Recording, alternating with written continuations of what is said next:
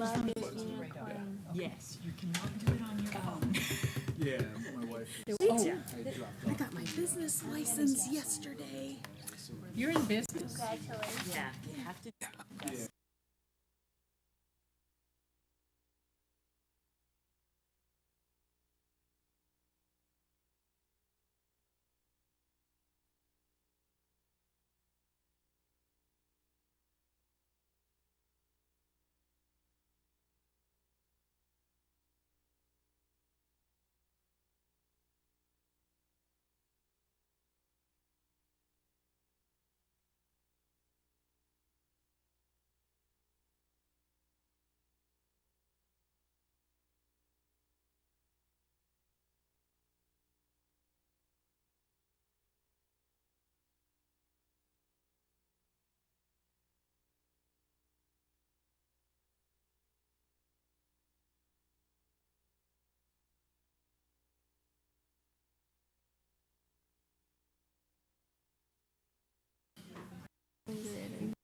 I don't know.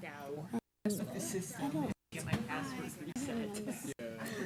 I keep forgetting I'm in the building. This is license. It's only $50 a year. Isn't that, I used to carry one. Good afternoon, everybody. I call the work session of Sierra Vista City Council to order for February 25th, 2020. Although we don't need a quorum for a work session, I'll just mention that Ms. Pacheco is on her way, and she should be joining us momentarily. So, first item for discussion is the council meeting agenda items, and obviously we do call to the public. Call to order, roll call. The invocation, pledge. Item 1 is acceptance of the agenda. Is there anything on the agenda? About the agenda? No. Okay. To abstain from the special meeting minutes. Okay. And you can make it. And manager, anything on your report that you want to discuss now and discuss again? Well, by the time we have a meeting, I'll have attended a rate review board meeting and at the county with a few other topics, so I'm sure I'll have Some additional comments, okay. Consent agenda items. Consent agenda, we already know we're going to have one person excuse themselves from that vote. Anything else on the agenda items? Consent agenda items. Under new business. Item number 3 is an ordinance for the adoption of changing codes for zoning districts. And Matt, that's yours, or Jeff's going to brief it. That is me, yes. Thank you, Mr. Mayor and members of council. The Community Development Department, per the direction of City Council, regularly reviews current code provisions and procedures to reduce obsolete, or unnecessary code provisions in expectation of making city government accountable, collaborative, and efficient. The code amendments before you this evening are being proposed to reduce such obsolete language and make the code more consistent with state law. The code amendment provides the use permissions for both charter schools and private schools of general education. Currently, the code allows charter schools to be permitted in every zoning district, while private schools of general education are only allowed a conditional use permit in the commercial and ranch zoning districts. State law currently exempts district public schools and charter schools from local use permissions or locational requirements, with the condition that charter schools can be prohibited from locating within a family residential zoning district less than 1 acre in size. Now, a separate state law reads that religious assembly or institutions shall meet the same locational standards as any similar uses. In this case, the city attorney has opined that religious schools should meet the same use permission standards as other public schools. As stated, these schools are allowed by right to locate in any zoning district. Therefore, to be consistent with the state law, staff is proposing to amend Section 151-22006, allowing private schools of general education to locate by right within all zoning districts. In addition, a caveat, as I stated earlier, that will prohibit schools and private schools of general education to locate located on property zoned single-family residential that is less than 1 acre in size. Now, the Planning and Zoning Commission recommended unanimous approval at their November 19th meeting. The City Council opened up the amendments to a 30-day public comment period on January 23rd. The city has not received any comments since that meeting. This does conclude staff report. Thank you, Mr. Regler. Any questions for Mr. Regler? Again, we went through this before, and we had a 30-day period, and then this would be the final vote on this item. So, anything? Discussion? Looks like you got off easy today. Lucky day. Okay.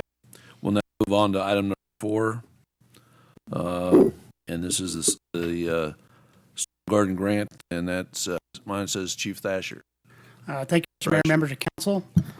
This is, item is acceptance of the grant from the Arizona Department of Homeland Security for Operation Garden.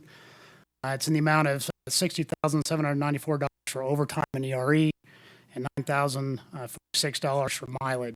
This is a fully reimbursable grant.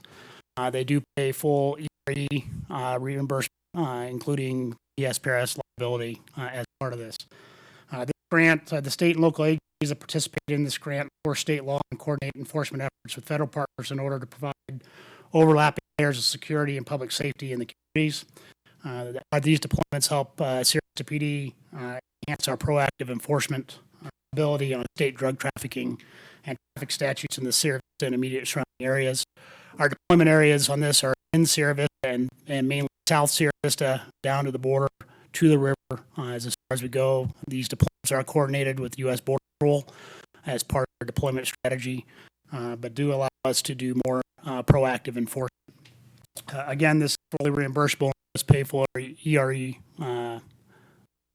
benefits. With that, I'll be happy to answer any questions. Question for Chief? Yes, ma'am. Just a general one, Chief. Do we generally use it all? I know you're fascinated by what's happening with Border Patrol, but do we use up? Yes, these are set deployments with the U.S. Border Patrol, but we use up our full amount every year. Great. Thank you. Anything else? All right, thank you, Chief. We'll now move on to item number 5, the agreement with the town of Huachuca City for intercity bus service. Ms. Sarr. Mr. Mayor, members of council, as you're aware, Huachuca City ended their public transit service about a year ago due to funding limitations. There is now interest in restarting the service due to the receipt of a grant from the Legacy Foundation. However, one of the key considerations is establishing a service which would potentially be eligible for Federal Transit Administration funding. Eligible providers cannot establish service which is redundant with another FTA recipient. So Huachuca City has approached Sierra Vista with an agreement which would allow them to connect with Vista Transit at a few key stops in the city. Riders from Huachuca City who want to get to other stops in Sierra Vista would then transfer to Vista Transit to reach their final destination. The agreement before you is similar to existing agreements the city already has with Cochise Connection and Greyhound. Those agreements have to bring additional public transportation riders into the city and make use of infrastructure and staff which is already in place. I'd be happy to answer any questions. Questions for Mrs. Sarr? Yes, ma'am. Sharon, I noticed the IGA doesn't say, it says 3 days a week, but actually it's not the IGA that says 3 days a week. The blurb in the resolution. Do you know what days they'll be coming in to Sierra Vista? Mr. Mayor, Often. Councilwoman Free, I don't know their exact scheduling. I've just heard that they'll be providing service 3 days a week. Okay. And do you know how many times a day? I'm thinking I remember 2, but I can get those details for Thursday if you like. Thank you. Okay. That's all I had. Ma'am. Just to, with that line of questioning, is there room in the agreement for increase? Should ridership show the need for that, or? Mr. Mayor, Councilwoman Calhoun, that would be at Huachuca City's sole discretion. Certainly, we could accommodate an increase on our end. Really, all they're doing on our part is using some of our existing bus stops. So I don't foresee an issue with an increase on our end. That would be up to them within the limits of our funding and also passenger demand. Okay, thank you. Anything else? Thank you, Mr. Sar. Appreciate it. We now go to item number 6, which is an intergovernmental agreement with the school district. Ms. Wilson. Thank you, Mr. Mayor, members of council. This is a very simple amendment to our existing agreement. This essentially just takes Rothery Gymnasium from the list of shared services and moves it into the portion in the no-cost lease. So the city will, and we will take over the operation and all the revenue coming in gymnasium. And it's as simple as that. Questions for Mrs. Wilson? Go ahead. No. If this goes into the no-cost lease, are we planning on putting money into the upgrade for that? Mr. Mayor, Council Member Wolf, I certainly hope so, and look forward to it very much. That's the next step. Next step for our consideration is the recommendation of if we're going to do improvements or whatever else may be necessary for that facility. So then in line with our other facilities, will we be charging for the use of the gym by others, community members? Councilmember Calhoun, that is correct. We are currently working with the school district now. We are in a cost share model because it's the other part of the agreement right now. So it's still under the school district's purview. So we do a net profit share with the school district. This will share, and in exchange for us, a facility will retain 100% of the revenue that comes in. Thank you. Okay. Any other questions? Thank you very much, Mrs. Wilson. We now go to item 7, West Entertainment District, Mr. Boone.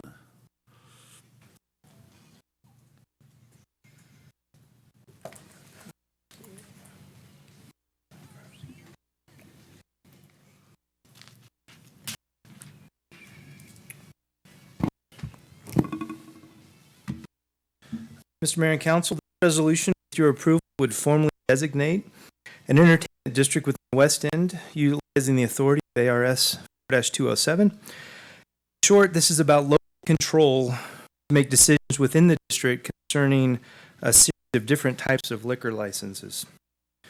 First, I want to say thanks to Matt and Blake and his team. They've done a lot of work on this to bring this strategic plan forward, and it's been a great environment to work through.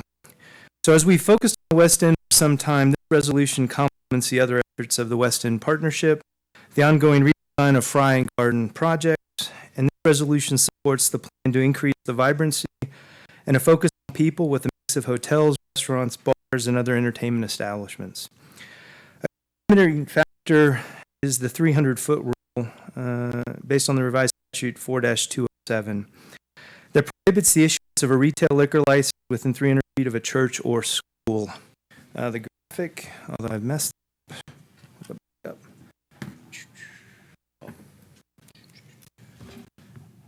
The graphic that was included identifies the small churches across the West End. 100 feet area identified in red. And as you can see, a significant portion of Fry, Garden, and Wilcox would remain effectively prohibited by the current liquor board rules. Specifically, Series Bar, Series 7 Wine and Bar, 8 Conveyance, 9 Liquor Store, 10 Beer and Wine, 14 Private Club, and 16 Wine and Beer Festival. With the approval of the resolution, the council would have the authority to approve any application for those licenses within 300 feet of a school or church. Note that this gives you authority, but each case will be brought forward for an individual approval process. This supports local control by you to make decisions into the future on a case-by-case basis. The district provides options for the type of liquor license that can locate next to churches and schools. The district provides options for the development of businesses downtown, vacant buildings, and areas that have been hard to redevelop. New business ventures such as stores, wine bars, and vendors are now possible or will be possible on a case-by-case basis that only the city council can approve. Now the graphic identifies, we'll flip to this one. This is an update updated graphic from the one that was in the red. But this graphic identifies the proposed entertainment district, which includes Garden Avenue, Fry, and Wilcox up to 7th Avenue, or 7th Street. The intent was to capture the majority of the commercial zoned areas within the West End for future growth. Note this has the updated graphic, and we removed 2 parcels, one for Fry Boulevard, and then the other area we blacked out because of county enclaves within the district. So we don't have any jurisdiction to operate with the district on top of them. So other cities in Arizona have designated entertainment districts such as Phoenix, Tucson, Prescott, Prescott Valley, and Scottsdale, to name a few. This resolution was brought to the West End Commission for their consideration, and it was fully supported to move forward. There's no fiscal impact based on this resolution, and currently the projects that are going into the West End would not need special approval based on this resolution. With that, I'll take your questions. Thank you, Mr. Boone. Question, ma'am. Mr. Mayor, I actually don't have a question. I just have a statement. I want to say that I am on the West End. I do own a business with a liquor license on the West End that I acquired 7 years ago. And I just want to make note that none of this affects me and or my business in any way. So I will be voting on this. Anybody else? Yes, ma'am. Is this going to public hearing?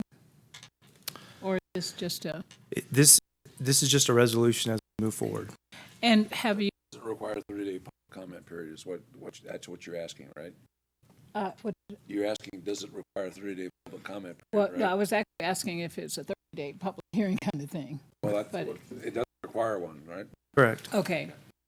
And I'm just wondering if any churches have had any comments about this, or have you heard anything from the Well, public? what we haven't, and part of that was part of why we wanted to take it to the West End Commission, because several churches in the area are represented on the commission. So, again, we haven't heard anything. We haven't had feedback. No, I was going to make that same point because it was unanimous approval, and we have at least 3 church leaders on that commission, and they none of that, they all thought it was a good idea. Anybody else? Questions, comments? All right, Tony, thank you Awesome. very much. And that basically concludes the council meeting, with the exception of the comments to council and the public. So we'll now go to the second item on our agenda for today, which is the mid-year budget review.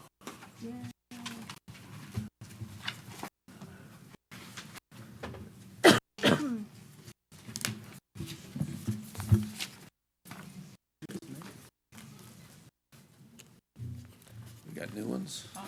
Well, this is just nice, right? Exciting reading, I know. Thanks, sir. I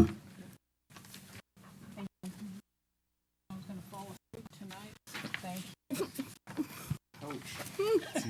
Wow, that was harsh. That was harsh. Oh, this is different.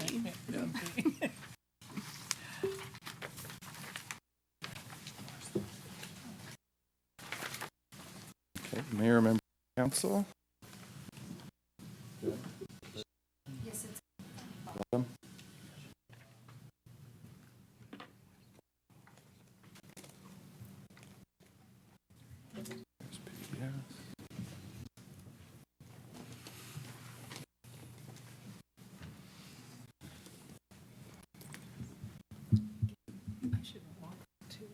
There's PDF. That's PDFs.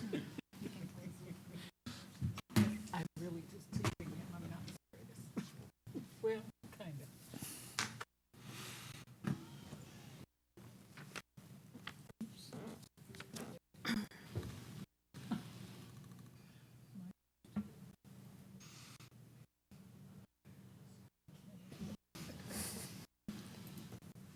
It's a Microsoft product, would be. It just knows it's your presentation. That's why. Nothing to do with that.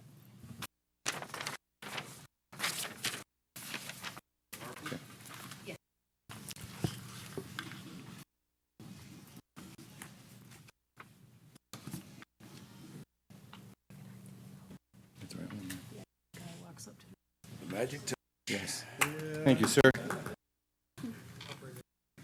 Members of council, this is going to be the fiscal year 1920 mid-year update, along with an update for the fiscal year 19.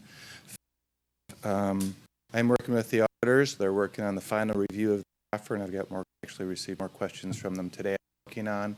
So fiscal year 19 is not officially closed, but hopefully within the next week, we should be able to get everything, the final items wrapped up and to the publisher on the website. First thing that affects the city is a slight change in policy. Department of Revenue has always had the June sales tax. When the business has their sales in June, they remit through July. They have until June 5th to remit. Then the Department of Revenue remits those in July and August. Well, they do have all still report that on their website as July sales. In fact, they're June sales. However, they started labeling the reports that go out to the cities as June sales remitted in July. So, due to accounting regulations, with that change in terminology, we have to accrue it in line with when the sales actually occur. That's when we recognize the revenue, because as Ms. Wolf said, when sale, the minute that sale occurs, that tax is that is ours, and it is due to us. So that's when it's and to do an accounting, we basically restate the beginning balance. So what you guys saw first quarter of this year, July, September, as July sales report have now been moved back to the prior year, and the reports you're getting now are actually reflecting the new rule.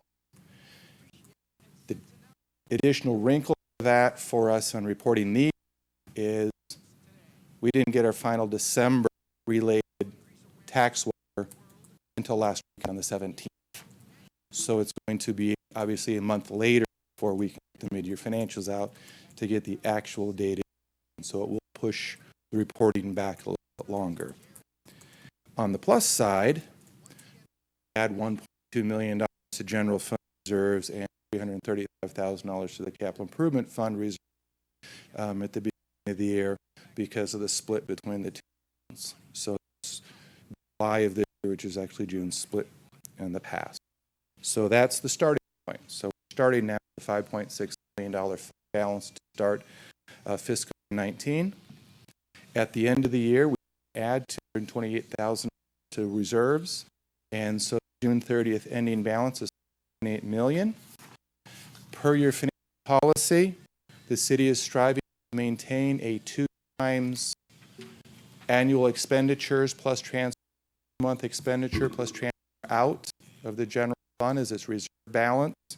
For fiscal year 19, that reserve balance would have been about $6.2 million is what our policy is striving for, which means we're $300,000, $300,000 short of that. So the council policies and conservatism have been very good with that. Mr. Mayor, obviously for a number of striving to reach that goal, and we're able to slowly add during the recession. Now we're really making strides, and we're almost at the point where we have reached the goal of adding to the fund balance every year and make council policy at $6.2 million. So after to be in pretty good shape from a financial standpoint, and of course the bond rating agencies look at that very favorably whenever we issue debt. So I'm going to ask the question for the future. Looks like we're on a glide path at least to get to a goal that we established. I don't remember how long ago. I don't remember how long ago it was. We're on the. Is it time during the budget discussion we'll sit down with the council and say, okay, where we are, is this good enough, or is we need to raise the amount of savings or amount of savings? Have that kind of discussion. Is now the appropriate time? I would during the budget work session. Yes. So we need to at least the framework prepared so we can have a discussion at the budget work session. Yeah, at this rate, we're probably still a year or two from actually making the 6.2, but coming up. But it's coming. It's on the It's on the horizon, put it Yes. that way. No, nobody knows what's going on in the economy today or yesterday based on the market. So we'll see what happens.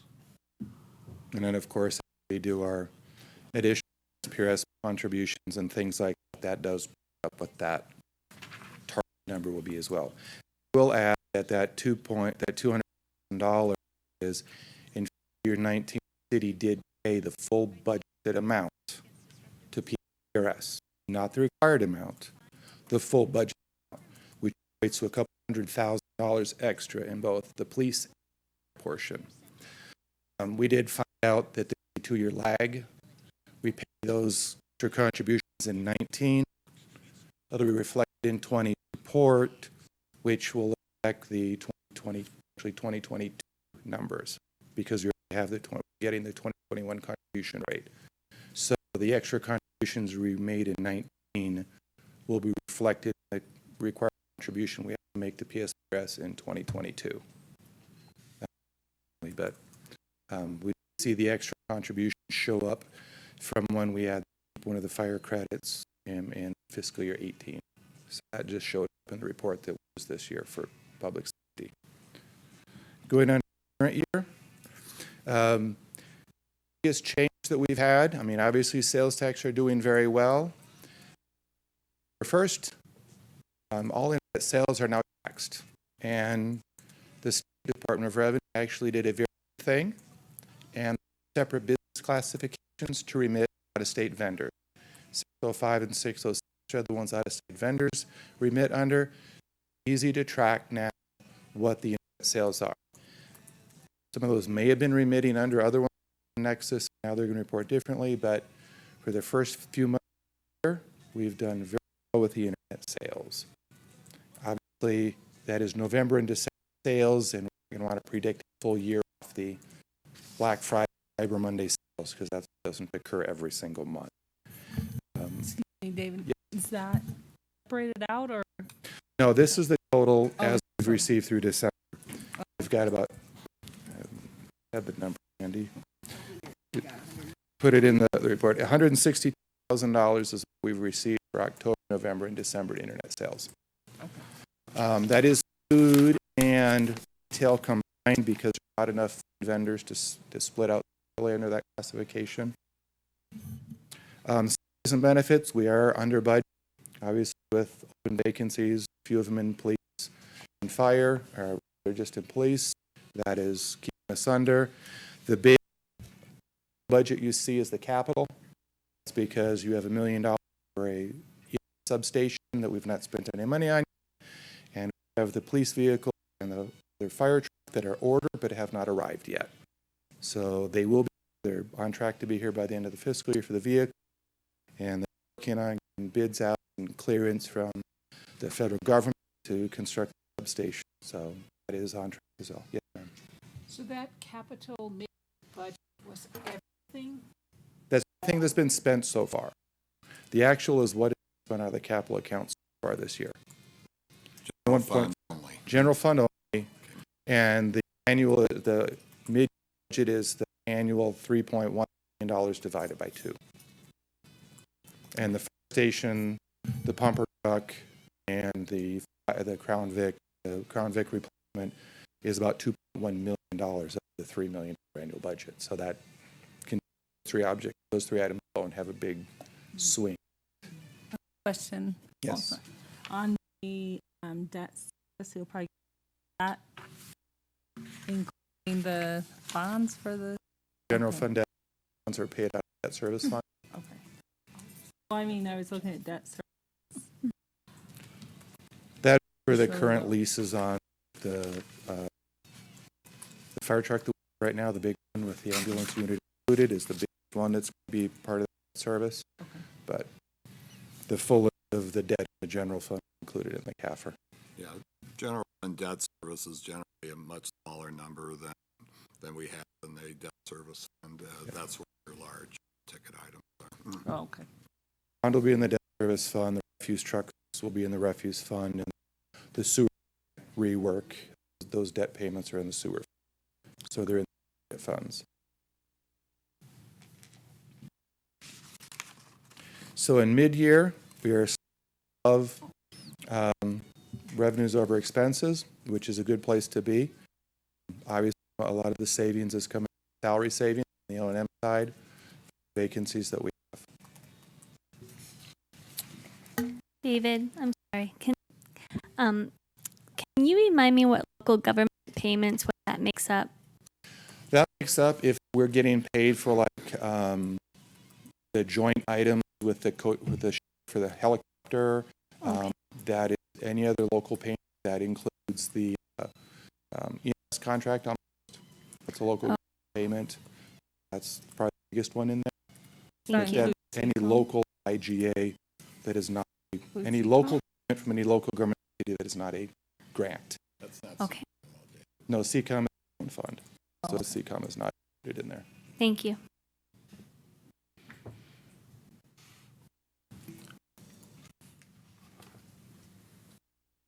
Any other questions on the financial portion?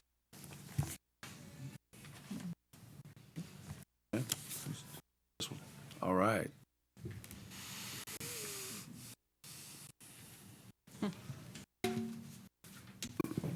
Mayor, members of council, we have budget season underway currently. Staff has been provided with some priorities to be incorporated into the budget for fiscal year 21. So I'm going to actually start with main priorities as the city council strategic plan projects, such as Frying North Garden street improvement. The next public meeting will be in March. The Avenue Escuela extension, the hydrology study is in the works and is anticipated be incorporated into the next fiscal year. I know it's a little different on the thing. Sorry, I'll just put them all up. There we go. There we go. And as David mentioned, the EMS substation site plan has been complete and should be submitted to BLM shortly. We have additional priorities such as the second phase of the class comp shift and the annual 2% step increase, the PSPRS increase, and then we're also going to budget for possible acquisition from the school district.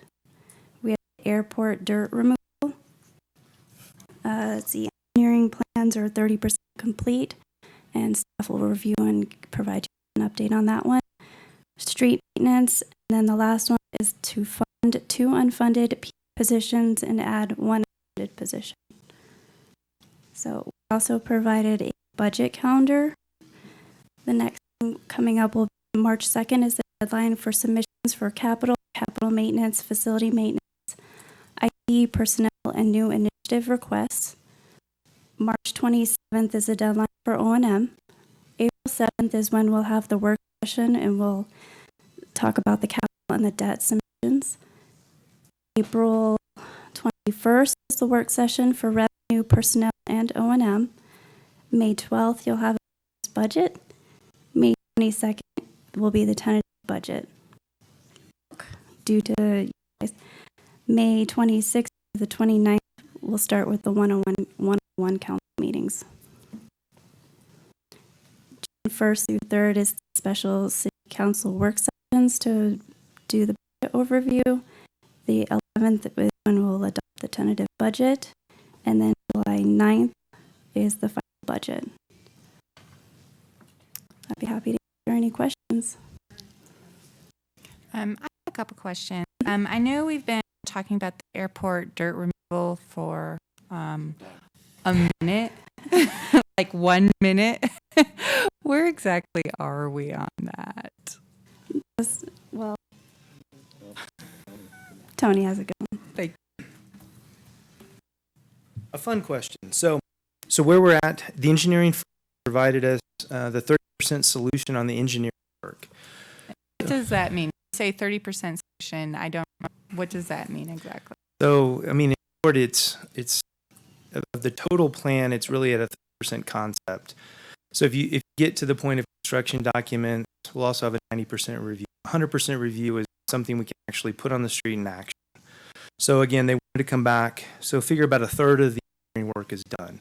To make sure that we understand what they're doing. That's why we're trying to bounce it through staff to ensure that where they're planning is where we want to go. So again, it's more of an azimuth check. Just back up a little bit here. The concept of the application is to just remove the dirt? That's, Or I guess that's the question. Like, you're at a 30% removal for removing the dirt? This should Right. be relatively easy. Or is it actually to do a little site prep so we can bring in additional businesses? Right. Go a little bit into the concept. Tony. I Thank think you, that's where Mr. Mayor. That's Okay. my question. Thank You you, get Mr. Mayor. confusion. Okay. So the concept of the plan, as we put out for the engineering piece, is to the roughly 11 to 13 acres that's undeveloped, which is also underneath a very large mountain. Plan is for them to engineer the groundwork so that we can prepare. Effectively, we're going to build it roughly 6 inches underneath, build the pads so that we can bring in additional business hangars and the like. So they've got two components: one, engineering and construction work. The second one is a cost estimate to do the actual work on the ground. So again, so 2 phases. This is the plan, engineering and construction phase, and they'll also give us that estimate. That estimate's important. We need to talk about that and include that in the budget process for next year. So at this point, that's kind of where we're going. So the intent would be to actually do the physical work next year and prepare the site, prepare the drainage, and prepare the dirt so that we can build pads, concrete, and future hangars. So it really comes down to really, the bullet should not read airport dirt removal. It should be preparation of It's site of prep. the preparation for the airport acreage that's still available. That's what it should be, and obviously that can be phased. You know, just moving the dirt is the easy part. kind of. Yeah, kind of. Yeah, I got you. Because you got to have drainage. I understand there's drainage involved with what's left over and that kind of thing. I Well, actually, appreciate Mr. that. Mayor, the challenge is the cost to move dirt somewhere else, and that's part of when you saw us this morning. We're having negotiations with Fort Huachuca where we can move dirt. At $5 a square yard, it gets very expensive to move excess dirt. Forgive me, you said we were looking at building more hangars or just building more space? No, the intent is to prepare the ground for future growth. Okay, So Mike and I find ourselves, it's hard to sell bringing a business or a future business to the location when you show them a mountain that will take several months to clear off. So really, it's preparing the dirt so we have a marketable location with access to the airport. You good? With this, Any other yes, I do, but if Ms. Gwen has something to go along with this, I think that would. I think it does go along with it. The prediction that anybody will want to be out there anyway at the airport. Well, I can give you one prediction. If we don't move the dirt, the prediction is zero. Well, that's good. But Councilmember, the challenge we have is most businesses in the business, when they want to do a site location, they want it on the ground and functional within 9 to 12 months. So if it's realistically 6 months to prepare the land for us, we will never get into the business cycle to ever be in a position to bring an aviation business to the airport. So there is a gamble. I cannot guarantee you, nor will I, that if we prepare the land, that we will have a business move in. Okay. Which is why I say I almost tell you 100%, if we don't do something, we will get something. And I guess I'm basing that question a bit on what's happening at airports in general. Are businesses moving into airports, those that are related to airport business? Or is that kind of things aren't happening at airports? You know what I'm saying? No, I would say generally from a maintenance, restoration, operation, pro type of deal, there's actually significant growth. And as airliners have grown, air travel, well, until recently, some significant issues as of late, but even just the shipment of aircraft. So they're trying to keep up on the maintenance and the like. So there's some potential to grow. Again, we've looked at certain conferences, locations, publications to go specifically after, I'd say, medium to large sized aviation capability. What makes ours unique and what I've kind of running it through is the access to the 1,000-foot runway. In many other locations, you've got 5,000-foot, 6,000-foot runways, which limit large aircraft. So really the discussion we've been having is large aircraft have a impact. It also has a very complementary position with Fort Huachuca and the training mission. So that's why I think that's where the sweet spot is large aircraft, low volume, but significant contribution. So that kind of is the strategy as we've gone along. I want to say at this point too something. because of the kind of humor related to this. Those are really important. That's important information that I like to hear about what drove the group to make those decisions. And so I think I also want to say too that I found that staff is pretty, no, not pretty detailed and pretty good, really good at doing the kind of research that's necessary to make these big decisions. I just like to hear the details a little bit more. So I really appreciate what you had to say about that. There's a great amount of curiosity in general among some people about how we come to some of the decisions that we make. And so I like to hear those kinds of details. And No, I appreciate the opportunity. And quite frankly, from an industrial park position, we've got relatively limited land, and that's that 13 acres linked to that very large airport or very large runway is a significant impact. So, okay, thank you. I guess my next question is about street maintenance, talking about that, and I have actually seen crews out, but I would like a little more information about what we're actually doing about that, because I know that's something that really the number one thing the citizens come to me to talk about is our maintenance. Mayor Mueller, Councilmember Wolf, backtrack to the airport real quick, and then we'll address your question. We have an opportunity right now at the airport. The airport fund, from a financial position, is fairly strong right now due to fuel sales over the last couple of years, and that's part of the decision-making process that goes into making improvements at the airport. Depending on how the cost estimate, once the engineering is complete, then we'll make a determination whether we can do it in 1 year or whether we can phase it over a couple of fiscal years. So that'll be the proposal that'll be made to the council during the budget session. Councilmember Wolf, you were gone in January, and we announced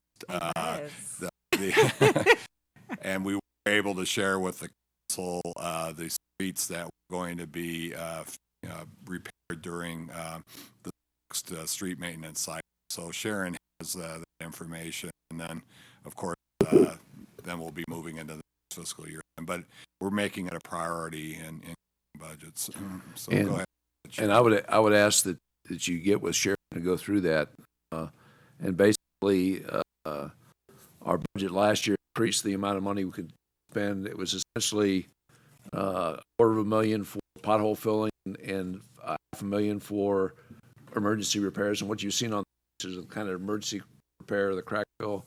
And we do have 2 neighborhoods now this year that we're going to be able to do chip sealing on streets that haven't been touched in God knows how long.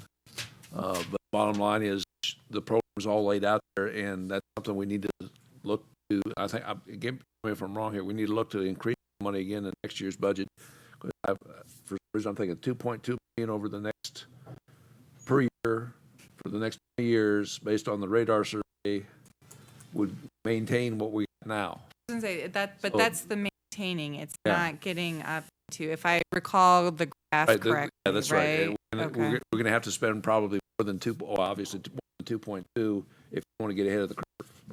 And how do we do that? It's going to be a good point of discussion next time, as well as probably each year for the next 5 years, I would guess. But she's got your answers for you. Fair. Did you want to comment anything, Sharon? I think you pretty much covered it. Thank you. I'll get with you and we can talk street maintenance. Exciting. I like to drive on streets. Yeah. Anything else?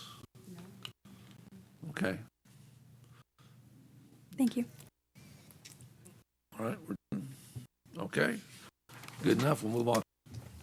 We'll move on to the next item, and that is we're finally get to talk about the council executive report after 3 meetings or 4 meetings, whatever it is. Chuck?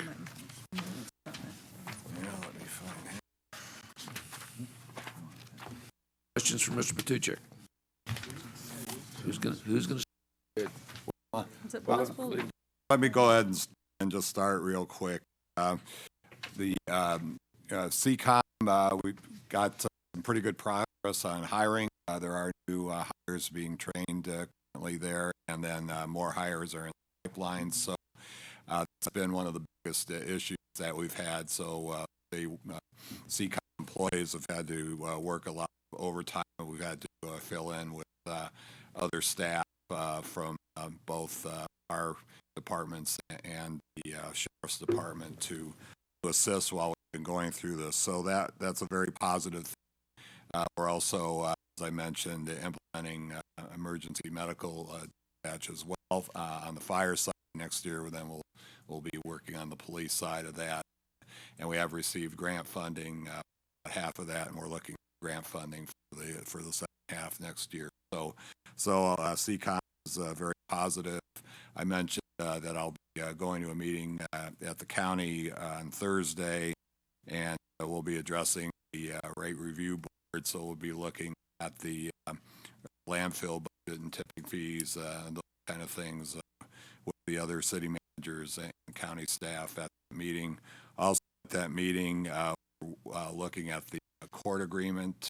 Again, we have a proposal for Judge Conlaw with regards to the court agreement, but I don't think the cost side has been adequately addressed. So we need to have a discussion as a group in the county with county staff on addressing those costs, because that is something mentioned last year that we wanted to share with the council. So I'm hoping to have some numbers by the budget, but right now I don't see a lot of progress in that area. And then the new tourism agreement is in effect, and we'll be also discussing that at that time. So we've, legislature is in session. Victoria and I are meeting once a week with tri-advocates, and as issues come up, we've been able to address it. The mayor's made a trip with regard to the gasoline tax proposal already, and I guess that is moving forward. So we're keeping our eye on the legislative session as well. And even though this is the last report, as Jen mentioned, we're in budget mode now, so there'll be a lot of meetings and a lot of work being done on the budget. So pretty much every work session will have something related to budget as we head into the spring here. So that's our start, and we're open for any you might have. Good. Thank you, Mayor. I actually would like Mr. Moon to address the, I guess I'm going to say, made in our population numbers relating to the Fort Huachuca Barracks population. Can you expound on it and just tell us the plan for going forward? All right. Mayor Pro Tem Gray, yes, I can. I'll kind of hit it at the 30,000 foot level, and if you want to dive a little deeper, we can.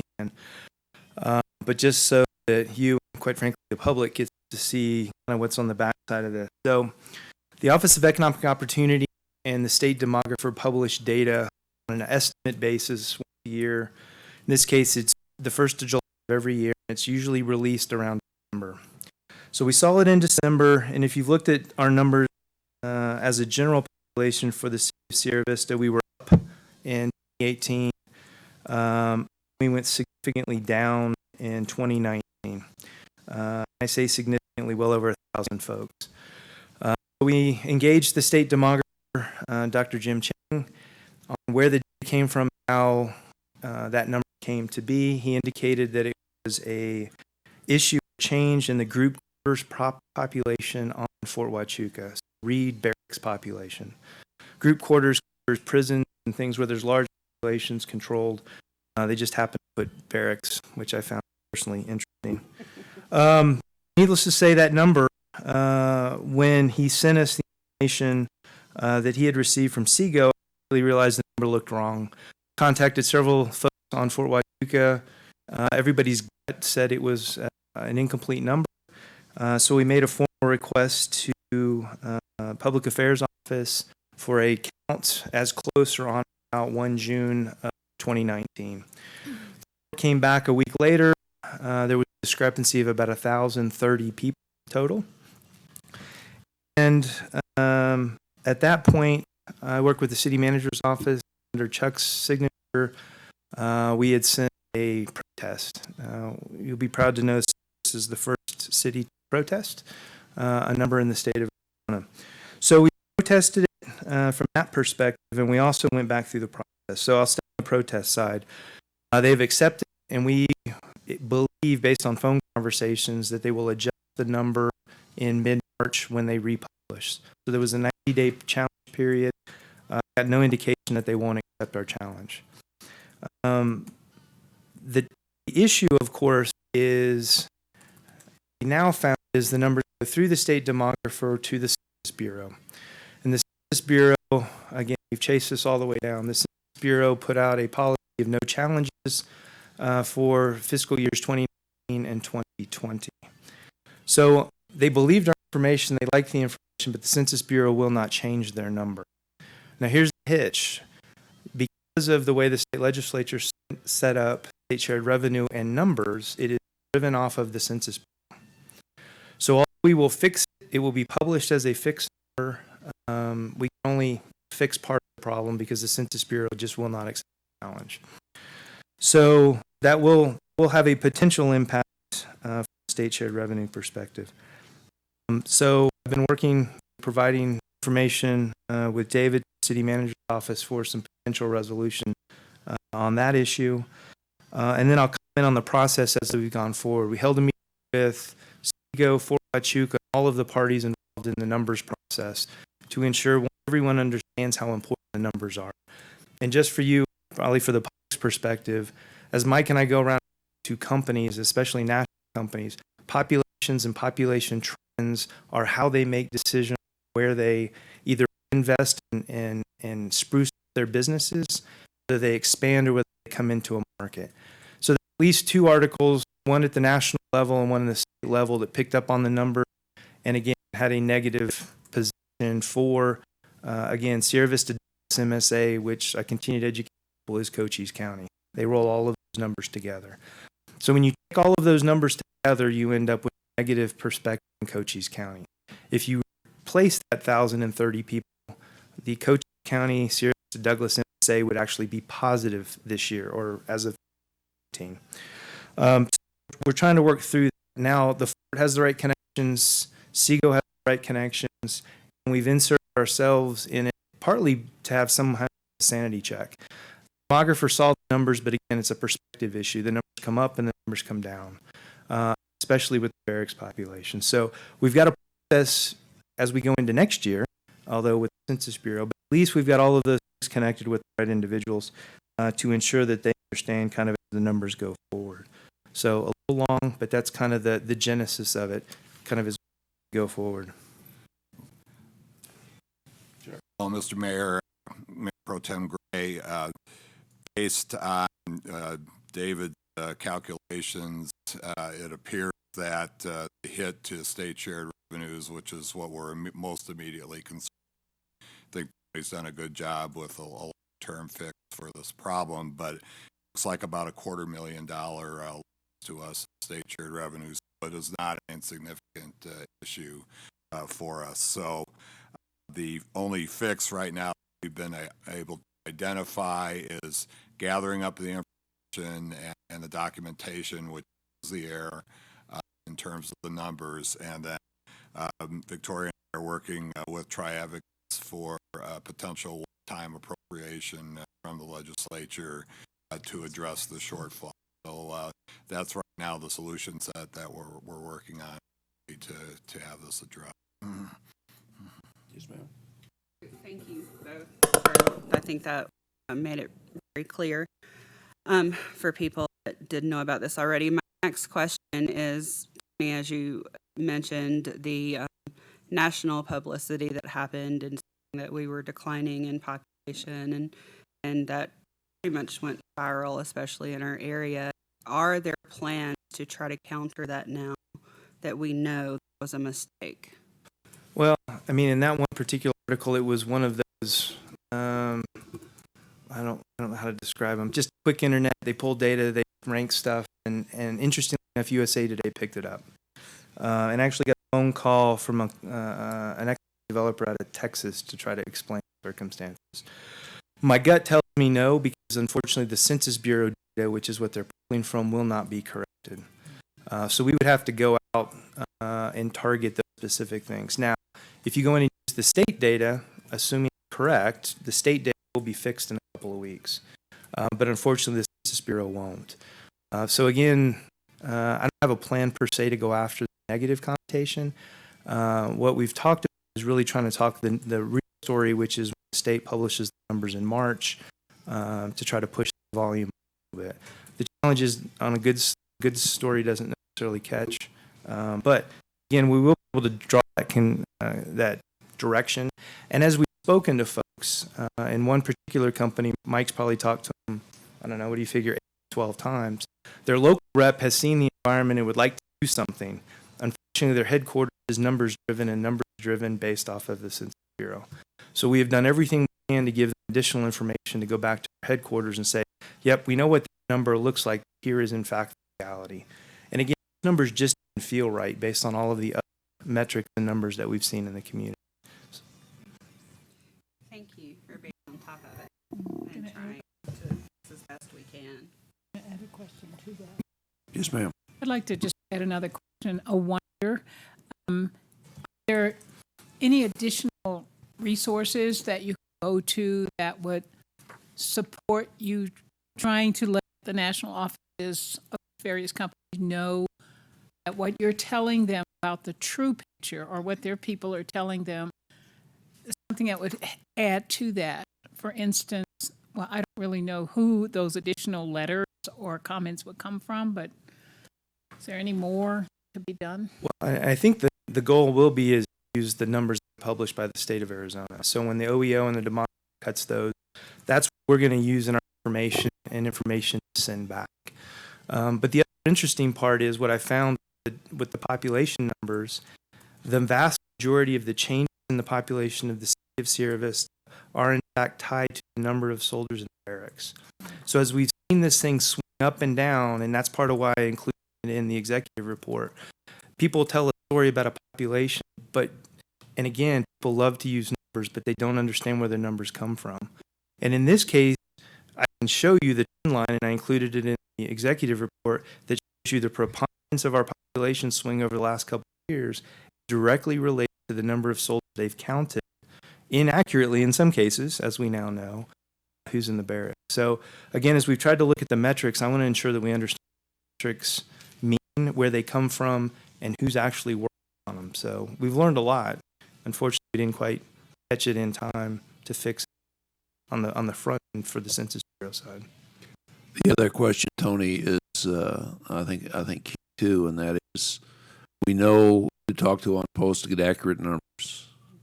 The question in this debacle was the people taking those numbers and then reporting to the state, which I believe is SEGO. That's correct, ma'am. And you have talked to the SEGO folks, and we're now going to work together cooperatively to make sure that they get the right numbers every year. Is that the answer I'm hearing? That is correct. Right. So SEGO, again, I didn't know how the numbers flowed, but yeah, so SEGO will collect the general orders population numbers for the area. Got them in the room, all of them. Got the 4 in the room, and we've ensured that we can move forward, and everybody knows everyone's role. And that's one of the functions that SEGO, Southeast Arizona Governments Organization, should be doing for all 4 counties that they serve and the cities in their area.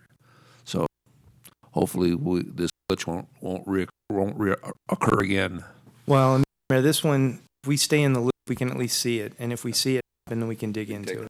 Action before it gets to the The unfortunate part is once it's in the system, it stays in the system and moves out. And I think the timing is unfortunate here because obviously if the Census Bureau is going to spend big bucks to do a census, they're not going to want to mess with the data the year before, the year during, because they're going to put all their efforts on the 2020 census right. Right. And Mr. Mayor, my one plug is that's how important the census is for us. Yeah, absolutely. Because it will drive significant views, looks, and economic development as we move forward. So that's my one plug. So the goodness of this is important. It's not just a number on a slide or a piece of paper that somebody produces. Okay. Do you have anything else you want to ask about census? No. Census? Anything else on census? Thank you. Any other questions? Not for me on this report, no. Gwen, anything? Guys? You gotta pick on Chuck. Come on now. That's why we're here. I know. I had all these notes and it was like a couple sessions. I just want to make a comment about that Sometimes. hiking book that's in the reading room and the many, many comments about Cochise County and Sierra Vista that are in that book. And that is really a beautiful book. I see it's available at, can I plug? Available at Costco. It's on Arizona Hiking, my store. But our city was involved in being sure we were an important part of that book. I should Right there. One other comment about that writer. This is not the document, but about the. Oh no, I didn't think I'd forget his name.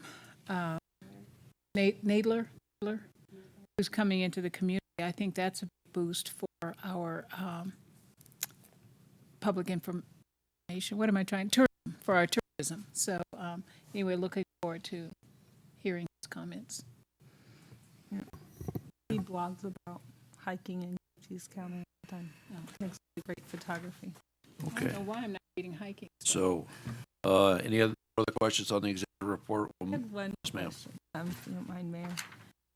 So I should have refreshed because it's been a couple sessions since we first got it, and but I had written down, and I don't have it in front of me, but we had like a big increase in aggravated assault because they reclassified it. Could you explain that? Yes, it's not necessarily reclassified. There's a difference between is under state law defined as aggravated assault versus what the federal government takes in the report in UCR. So I'll give an example.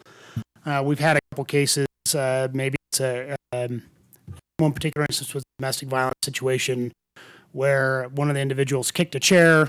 The chair then hit people, didn't create serious injury. It's a simple assault under Arizona law. We classified it as assault. They came back and tell us, well, that's considered a weapon, even though it wasn't specific, so it classified as an aggravated assault. So those are the type of things that have occurred. Some of these also have to do with the level of injury that's determined by UCR. Another example would be Arizona law. Choking is an aggravated assault, but they would only count it as an aggravated assault if a person loses consciousness under the federal rules, which, again, those type of things we were audited. Some things were corrected. Those are the type of things that go through. It doesn't make total common sense in how that happens, but again, some of that's just that occurrence. Some of that the change in definitions, but also the level of injury will be classified as an aggravated assault. So you might see an increase in assaults because there's more injuries from the simple assaults. Okay. And my other on your section was that there was a big increase in vehicle theft. Auto theft. Okay. The cyclical thing. I'm not sure what particular reason why it was. Because of that, we had a decrease in vehicle burglary, which is, people stealing stuff out of the vehicles, but we had an increase in auto theft. So, again, it's a cyclical thing. So burglary is just taking things from your car. Yes. Theft is stealing the car itself. Right. Okay. It'd be a good opportunity to say, lock your car. Yep. Everybody lock your car. And don't leave good stuff sitting in your front seat. Or either. have crappy cars that people don't want to Get your windows. Okay. Any other questions on the executive report? All right, then we'll go ahead and move on. The next item is the report on recent meetings and future meetings. With the governor tomorrow for future meetings. Everybody has made their reservations and hope to see you early in the morning. And Chuck and I will be out next week for a few days and going to DC with the 50 to talk a number of issues.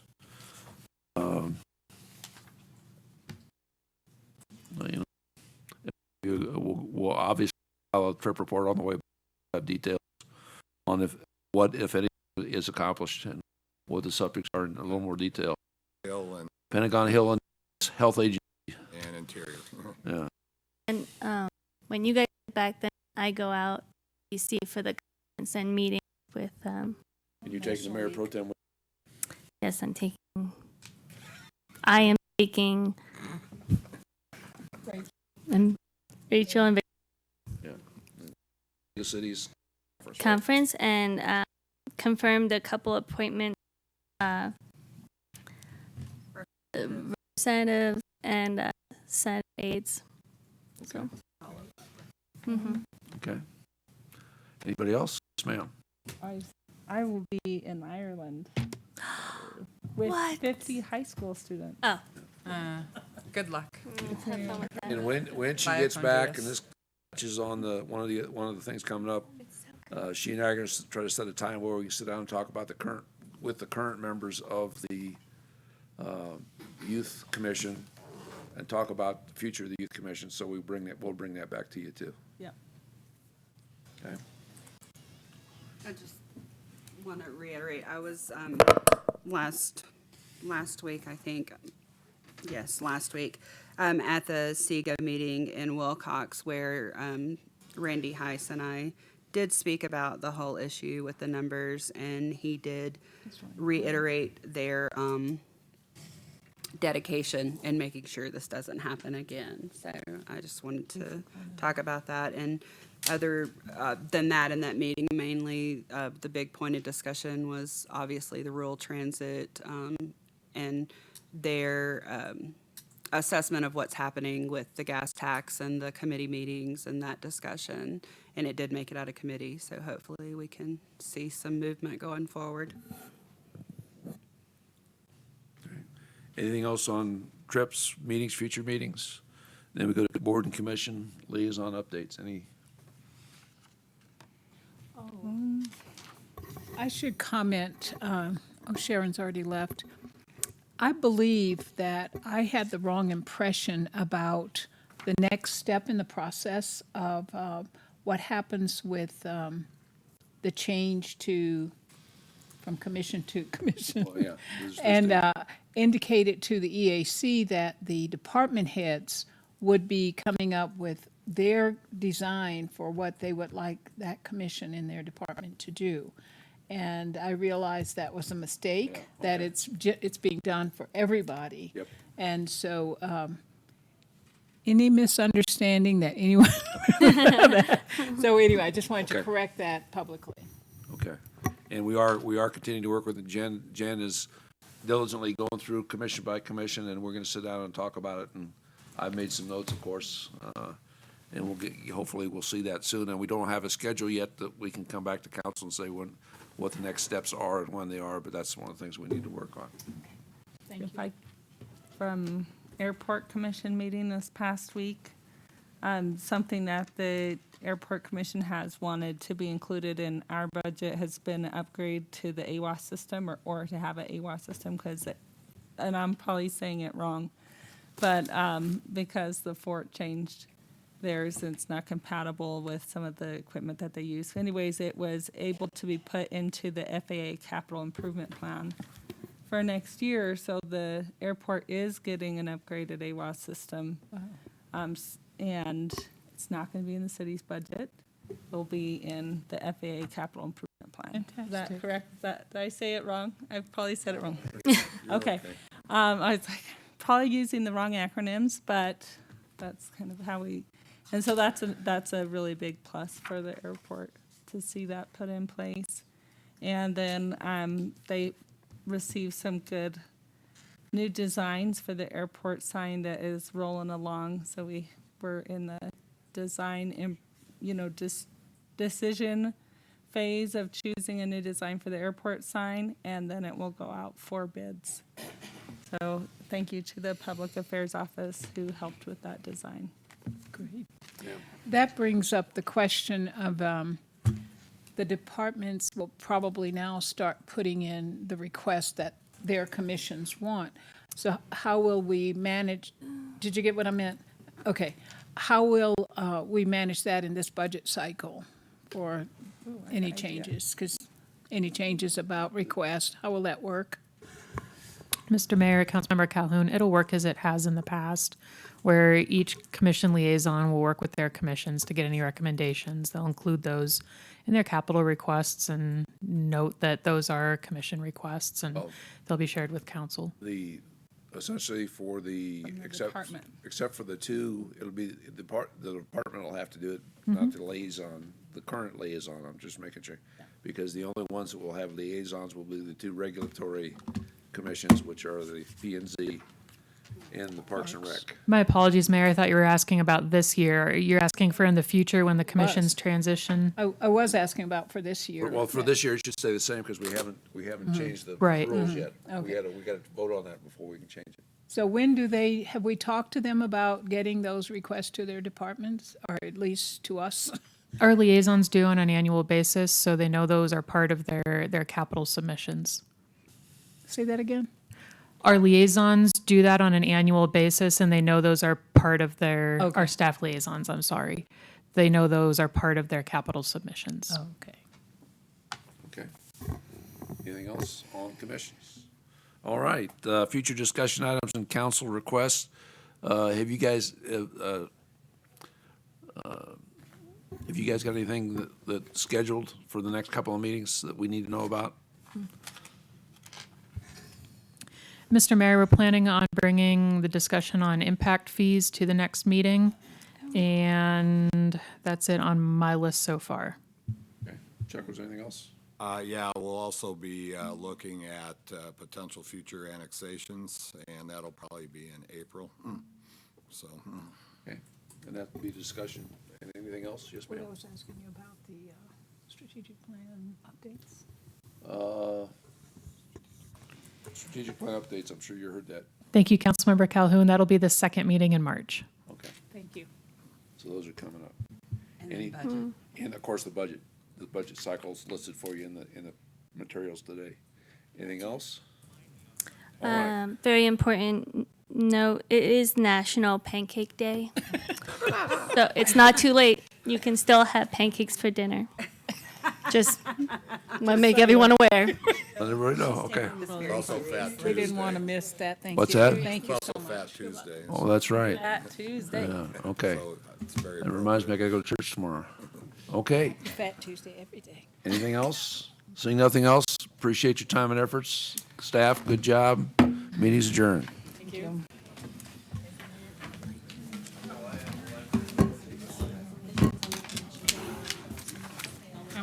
What's gotta happen first is we gotta go back and redo, the authorization.